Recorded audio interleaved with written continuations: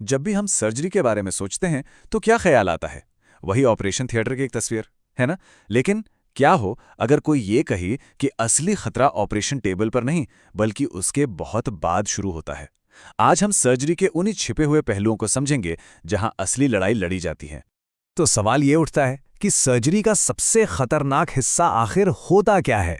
ज्यादातर लोगों का जवाब होगा, अरे जब ऑपरेशन चल रहा हो वही तो है। और ये सोचना बिल्कुल लाजमी है, डॉक्टरों और मशीनों के बीच वो टेंशन वाला माहौल। लेकिन क्या सच में वही सबसे मुश्किल पल होता है?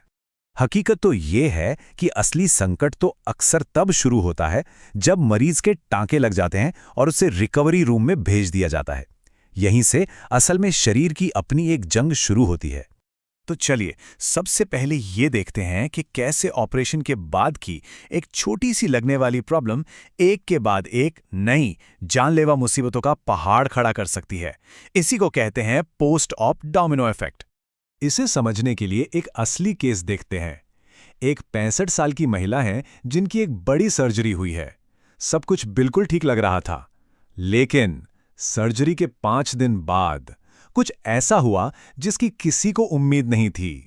अब यहां देखिए कि कैसे एक मुसीबत दूसरी को खींच कर ला रही है। सर्जरी हुई, उसके बाद फेफड़े में खून का एक जानलेवा थक्का बन गया।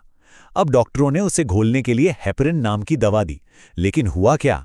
उसी दवा की वजह से शरीर के अंदर खतरनाक ब्लीडिंग शुरू हो गई। मतलब अब मरीज पर एक साथ दो तरफ से हमला हो रहा था। अब सोचिए डॉक्टर्स की हालत। वो एक बहुत बड़ी दुविधा में फंस गए थे। अगर वो खून पतला करने वाली दवा बंद करते तो फेफड़े का वो थक्का मरीज की जान ले सकता था, और अगर दवा चालू रखते तो ये अंदरूनी ब्लीडिंग ही जानलेवा बन जाती। ये एक ऐसी पहेली थी जिसका कोई सीधा जवाब नहीं था। तो डॉक्टरों ने एक बहुत ही नाजुक और स्मार्ट रास्ता निकाला। उन्होंने फौरन प्रोटामाइन नाम की एक दवा दी जिसने हेपरिन के असर को खत्म कर दिया। ब्लीडिंग रुक गई, लेकिन थक्के का खतरा तो अभी भी सर पर था। तो इसके लिए उन्होंने वेना कावा में एक छोटा सा फिल्टर लगा दिया। अब ये फिल्टर भविष्य में किसी भी थक्के को फेफड़ों तक पहुंचने ही नहीं देगा। देखिए, एक ही समय में दो समस्याओं का कितना शानदार समाधान। और ये कोई छोटी मोटी समस्या नहीं है। इसका अंदाज़ा इस आंकड़े से लगाइए। अकेले अमेरिका में हर साल पल्मोनरी एम्बोलिज्म यानी फेफड़ों में खून के थक्के जमने की वजह से लगभग 2 लाख मौतें होती हैं। ये एक साइलेंट किलर है जो अक्सर ऑपरेशन के बाद ही अपना शिकार ढूंढता है। तो ये तो हुई अचानक आने वाली मुसीबतें। अब जरा शरीर की अपनी हीलिंग प्रोसेस मतलब ठीक होने की प्रक्रिया पर ध्यान देते हैं। जब कोई घाव लगता है तो हमारा शरीर उसे भरता कैसे है, और इस पूरी प्रक्रिया में क्या-क्या चुनौतियां आती हैं? देखिए, घाव का भरना कोई 1-2 दिन का काम नहीं है। ये एक बहुत ही व्यवस्थित और लंबा प्रोसेस है। पहले 1-2 दिन तो शरीर सफाई के काम में लग जाता है। फिर अगले कुछ हफ्तों तक कंस्ट्रक्शन का काम चलता है, जिसमें लचीला कोलेजन बनता है। और उसके बाद भी लगभग 1 साल तक मजबूती का काम होता है, जहां और भी मजबूत कोलेजन उस जगह को परमानेंटली ठीक करता है। अब हाथ के टेंडन्स की बात करें तो यहाँ एक अलग ही चुनौती है। ठीक होने के दौरान टेंडन को हल्का फुल्का हिलाना जरूरी है ताकि वो आसपास की परतों से चिपक ना जाए। लेकिन अगर उसे ज्यादा हिला दिया तो टांके ही टूट सकते हैं। ये एक और बेहतरीन उदाहरण है जहां सर्जनों को एक बहुत ही फाइन बैलेंस बनाकर चलना पड़ता है। जब कोई मरीज बुरी तरह जल जाता है तो एक एक सेकंड कीमती होता है।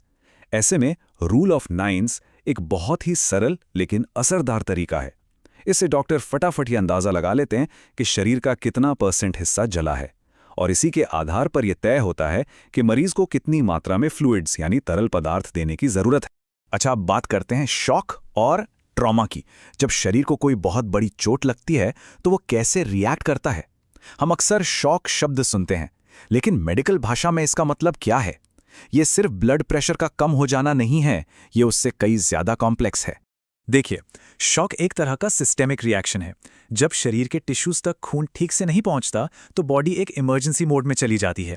वो स्ट्रेस हार्मोन्स रिलीज करती है, एनर्जी के लिए शरीर के प्रोटीन को ही तोड़ना शुरू कर देती है और पानी को बचाने लगती है। ये सब शरीर की जिंदा रहने की एक आखिरी कोशिश होती है। और हाँ, हर तरह का जलना एक जैसा नहीं होता, और ये फर्क जान और मौत का फर्क हो सकता है।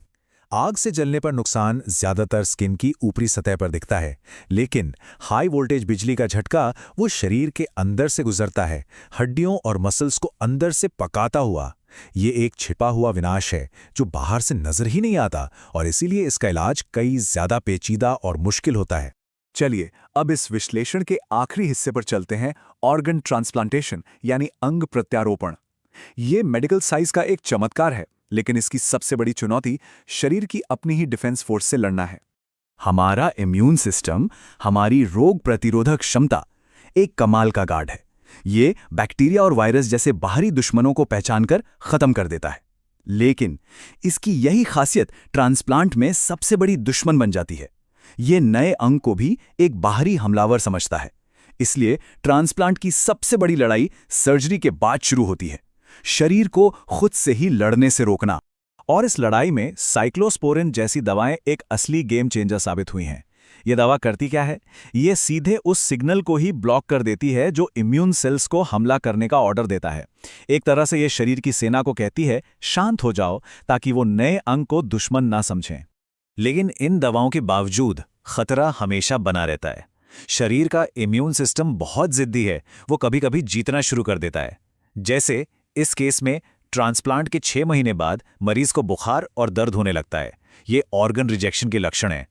ये एक ऐसी लड़ाई है जो सालों तक चलती रहती। इतनी सारी चुनौतियों के बाद अब एक उम्मीद भरी कहानी देखते हैं। ये एक विल्म्स ट्यूमर है, जो बच्चों की किडनी में होने वाला एक आम कैंसर है। ये तस्वीर देखने में वाकई डरावनी लग सकती है और ये किसी भी परिवार के लिए एक दिल दहला देने वाली खबर होती है। लेकिन इस डरावनी तस्वीर के साथ जरा ये आंकड़ा देखिए। यह आंकड़ा मॉडर्न मेडिसिन की ताकत का सबूत है। सर्जरी, रेडिएशन और कीमोथेरेपी, इन तीनों के कॉम्बिनेशन से शुरुआती स्टेज का विल्म्स ट्यूमर अब मेडिकल जगत की सबसे बड़ी सक्सेस स्टोरीज में से एक बन चुका है। इसकी सर्वाइवल रेट 90% से भी ज्यादा है। ये दिखाता है कि जब विज्ञान सही दिशा में आगे बढ़ता है तो नतीजे कितने चमत्कारी हो सकते हैं। तो आज हमने क्या समझा? यही कि मेडिकल साइंस में हर कदम एक दोधारी तलवार की तरह है। एक प्रॉब्लम को सुलझाने की कोशिश में अक्सर एक नई उलझन पैदा हो जाती है। तो असली सवाल यह है कि हम कामयाबी को मापते कैसे हैं? क्या कामयाबी सिर्फ एक सफल ऑपरेशन है, या उसके बाद आने वाली अनगिनत चुनौतियों से पार पाने की काबिलियत है? ये एक ऐसा सवाल है जो आज भी दुनिया भर के डॉक्टरों और वैज्ञानिकों को सोचने पर मजबूर करता है।